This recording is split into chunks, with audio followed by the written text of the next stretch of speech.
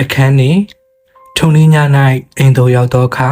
မောင်နေဝင်းသည်အခါတပါသောနေများထက်အနှဲငယ်ပုံမူ၍စိတ်လွတ်ရှင်ပြလေအကြောင်းမူကားမိမိညိုငယ်သောဘဝ၌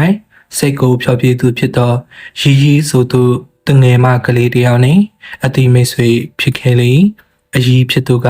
မိမိကလေးနှစ်ယောက်ကိုလွန်စွာချစ်သူဖြစ်လေမိမိလင်ယောက်ျားဘက်ကဆက်၍တူတော်သောမောင်နေဝင်းကိုမူမိမိကလေးများကိုချစ်သလောက်မုံ၏တို့ဖြစ်၍ကလေးနှစ်ယောက်ကိုချစ်ခြင်းနှင့်မောင်နေဝင်းပေါ်၌မုံထားခြင်းကိုချိန်ဆ၍ကြည်လင်ချိန်ခွင်ရှာဘောင်းကိုက်၍နေလေမောင်နေဝင်းရဲ့ဦးလေးသည်ကမိမိတူကလေးကိုထိုကဲ့သို့ရှုံချီသည့်အထက်တွင်ကိုယ်တိုင်ကတောက်စားရမှုချင်းအလေးဝါဒနာကိုမဖြတ်နိုင်သူဖြစ်လျက်ကနမောနမဲဆိုသလိုနေမိလေအခါများစွာမှလည်းမိမိအပေါ်၌တောက်စားသုံးဆွဲသောအပြစ်ရှိသည်ကိုသိလျက်မယားမဆူမပူအောင်ကြံစီရသဖြင့်မိမိကိုယ်တိုင်ရဲ့အရေးသည်တူတဲ့ကလေးမောင်နေဝင်းရဲ့အရေးထက်မိမိမှာပို၍ချီလေဦးလေးရဲ့အမိမှာကိုမမောင်ဖြစ်လေထိုနေ့၌စရေးကြီးကိုမမောင်သည်တောက်စားပြောပါ၍နေသဖြင့်အိမ်ကိုမပြန်လာတော့ကြောင်းအရေးမခင်သည်အိမ်တွင်တဆူဆူတဆောင်ဆောင်နေနေလျာမောင်နေဝင်းမှစိတ်လက်ပျော်ရွှင်သားရခြင်းပျောက်ပြဲ၍နတ်ပြည်မှလျဲပြည်သို့ပြန်၍လာရတကယ်သို့ဖြစ်နေလေမောင်နေဝင်းသည်ចောင်းသားသူငယ်တို့တပါဝအိမ်သို့ရောက်သောအခါကြောင်ညိုလျက်ထမင်းစားသည်ကိုဟူ၍မပြောဝင်မိဖို့တဲကိုလည်းဝင်ရောက်ရှာဖွေ၍မစားဝင်ပဲလေကားတစ်တွင်ထိုင်ကရီရီကိုတွေ့တော်၍နေလေထို့တွင်ဝါလင်စွာစားတော့ပြီးသောကလေးနှစ်ယောက်မှရေမိုးချို၍အဝတ်တဲ့အစားသစ်များကိုဝစ်ကြလျက်အိမ်ရှိတွင်တုံးပိန်းစပိန်တစ်ခုစီစီးနှင်းကပျော်ရွှင်ကစား၍နေကြလေဘုံကြီးကိုတော်ကလေးနှစ်ယောက်နဲ့တယောက်မှမောင်နေဝင်းနှင့်ရွှေတူဖြစ်၍အင်္ဂလိပ်ကျောင်း၌နေလေ၎င်းနာမည်သည်ကမောင်မောင်ကြီးဖြစ်လေအငယ်ကလေးကိုမောင်မောင်ကလေးဟုခေါ်လေမောင်နေဝင်းသည်မောင်မောင်ကြီးနှင့်မောင်မောင်ကလေးတို့၏ပျော်ရွှင်စွာကစားနေကြသည်ကိုကြည့်ရှုကနေသည့်အခါမိမိရဲ့ဆင်းရဲဒုက္ခသည်တာ၍ဝင်လေခြင်းဖြစ်လေမခင်သည်အသက်30နီးနီးခန့်ရှိ၍ပူပူအိုင်ခက်ထန်သောမျက်နှာထားရှိလေစူဝါသောအတန်ရှိလွန်စွာစိတ်ဆိုးလွယ်မောင်နေဝင်းကိုမိမိတာလီများဝတ်ပြီးသောအဆုပ်ဆုပ်အပြက်ပြက်ဖြစ်သောအဝတ်စုံများနှင့်ဆင်းရင်ကထမင်းချန်ဟင်းချန်မပူမနွေအေးများကိုချွေရသဖြင့်မိမိမှာလွန်စွာဝင်လေးလျက်မောင်နေဝင်းကိုမြင်ရသည့်အခါတိုင်းဆက်ဆုပ်ယွန်ရှာ၏သို့တော်လည်းငါတို့မှာလူဝင်စားတယောက်၏အနောက်ရှက်မှလူမည်ဟုတွေးတော့ကနေလေသို့တော်လည်းပလိတ်နာမတို့မြည်သည်အမုန်းခံရသောလူတို့ကိုဖန်ဆာတတ်သည့်ထက်အချစ်ခံရသောသူတို့ကိုတာ၍ဖန်ဆာတတ်ကြ၏လူလူမှနှလို့ဟူသောစကားအရ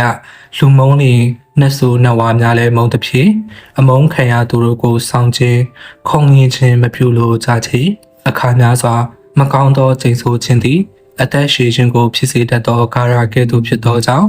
မောင်နေဝင်းမှာလွန်စွာချမ်းသာလျက်ထမင်းကိုများစွာစားနိုင်သောကလေးတစ်ယောက်ဖြစ်လေအကြောင်းမူကားတရေစာကိုစားရသောကလေးမဟုတ်ချေသို့သောတရေစာကိုမစားရသဖြင့်ထမင်းစား၍ကောင်းခြင်းသည်မခေထမင်းချက်ရစောကားမော်ကားပြုခြင်းကဲ့သို့ဖြစ်လေအရှက်နေခြင်းကဲ့သို့ဖြစ်လေရုံမာခြင်းကဲ့သို့ဖြစ်လေအမျိုးရုပ်ခြင်းကဲ့သို့ဖြစ်လေတို့ဖြစ်၍စစ်စီသောမခင်သည်မောင်နေဝင်းမြေရှိရထမင်းစားသည်ကိုမြင်ရသည့်အခါနှလုံးမျက်စံပြူက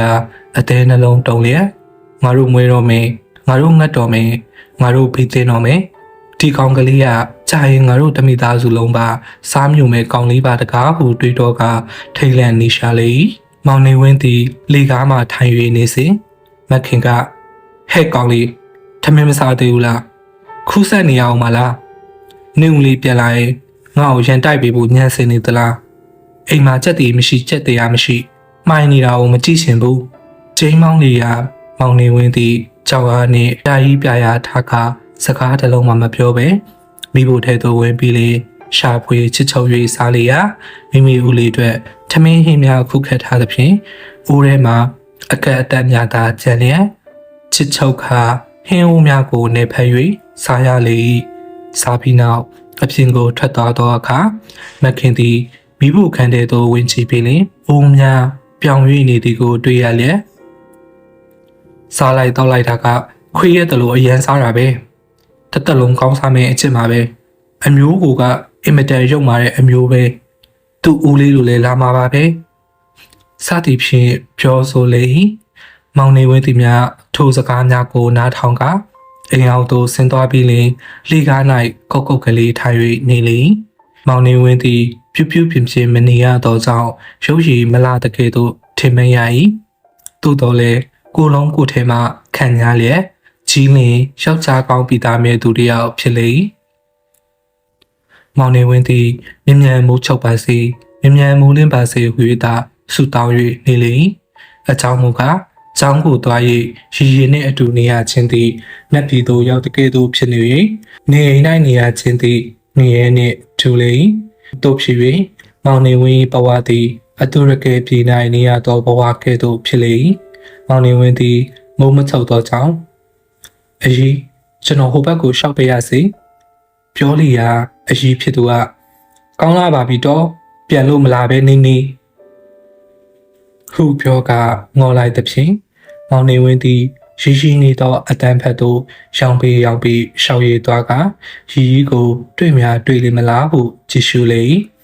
သို့တော်လည်းရီရီကိုမမြင်ရမီနေကျသွားသောကြောင့်အိမ်သို့ပြန်သွားရလေနောက်တနေ့ကျောင်းသို့ရောက်သောအခါရီရီတို့လမ်းဖက်မနီကမိမိရောက်လာကြောင်းကိုပြပြလေးရာ